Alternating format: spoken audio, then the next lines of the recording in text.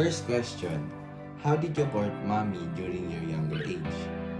Growing up in a very conservative family tradition and culture, I really need to pay her a visit every now and then, and it has to be in a regulated time frame. Like I cannot stay very long in their place, or I cannot be there too early. And on our absence, we do exchange love letters. So, second question, how can you compare the courtship during your time to the courtship in the present time? Oh, okay.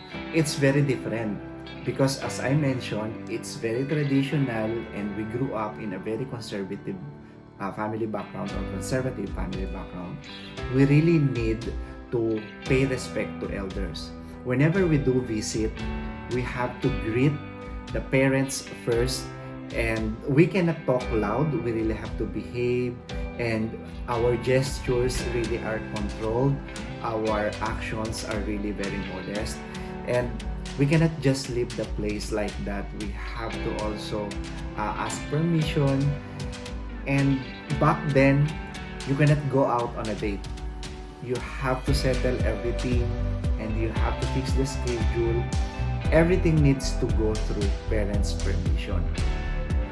And you cannot do physical touch, like contacts, touching, holding hands. You cannot just do that unless you are really in a serious, steady relationship. What else?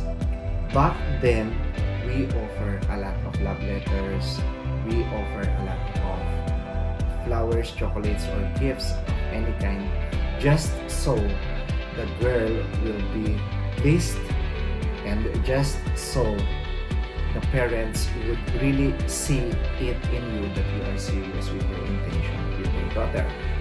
Now, not that I'm saying that it's not being observed now. It's just that with the technology right now and with the advancement of the communication paraphernalia and tools, it's a lot easier to get to know each other now.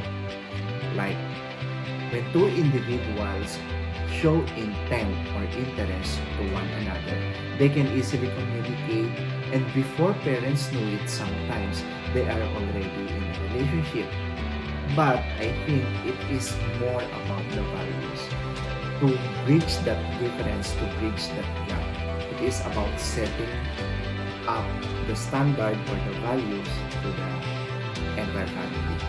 So I am saying that the difference is about communication, the difference is about the gestures, and I would say that young ones now are more creative, they are more open, and they really exercise their freedom.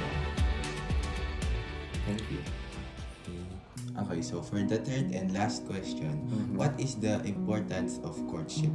The importance of courtship, for me, it is really one of the most crucial stage before getting into a very serious relationship. Why? Because courtship is the getting to know stage for individuals, for boys and girls. And by doing this, by being at this stage, you have to be selective with your choices, with your actions, and with your gestures. Courtship is also the most, what do you call this? The most exciting part or level of the relationship. Why? Because it is where you will have this feeling of excitement every time you get to see the person around. You have this enjoyment whenever you know that the person that you are interested with is around. And it is a stage wherein you develop inspiration or you gain inspiration. This should be taken seriously by teenagers, by any single individual who wants to be in a relationship on the later on, because this is the state when you will define who you want to be with for the rest of your life. So courtship shouldn't be taken for granted.